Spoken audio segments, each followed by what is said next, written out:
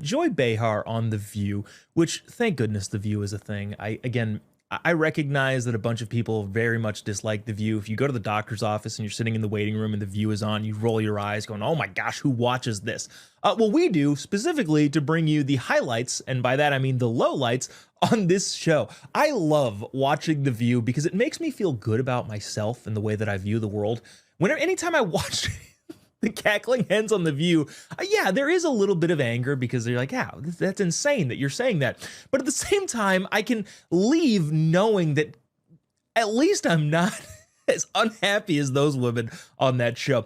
But again, speaking about the administration, I thought this clip was making fun and making the rounds. This is Joy Behar, who says some funny things that I would like to comment on very briefly. Watch this clip and we will discuss after that. If you guys think that we can survive another 3.5 years of this, I think you're delusional.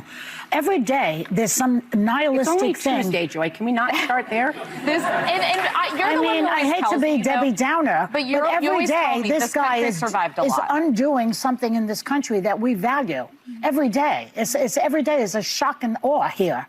And I, for one, am skeptical that we will survive this. I am not. If you need that from me, I do believe in our system. You've seen worse. No, right? no, I have not. Worse. No, I grew up during World War II. Right. Well, first, I mean, there's a lot there. There's a lot there. Can we survive another 3.5 years of this? Yeah, we survived President Otto Pen. I think we'll be fine on this one. But also, too, then the comparison. I like how Sonny Hostin, who is also a crazy lib, was trying to be the voice of reason, saying, but Joy, you've seen worse. And Joy Behar goes, no, I've never seen anything worse than the President of the United States being rooted and his policy decisions being rooted in reality. This is the worst thing that's ever happened. And then she throws us for a loop with this one. I grew up during World War II. Holy cow, how old is Joy Behar? Actually, quite old. She's 82 years old, which, doesn't look 82, so good for her on that front. But I'm not entirely sure she gets to say, I grew up during World War II. She was born in October 1942.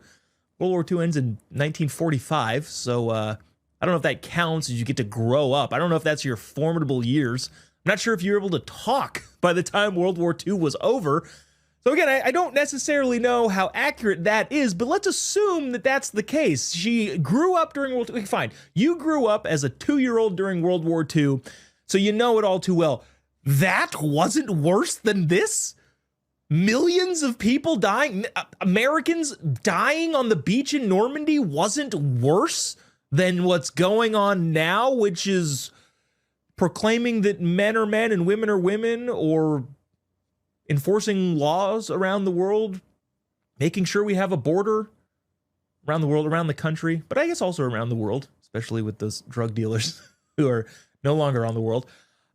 That's worse. This is worse than, again, World War II.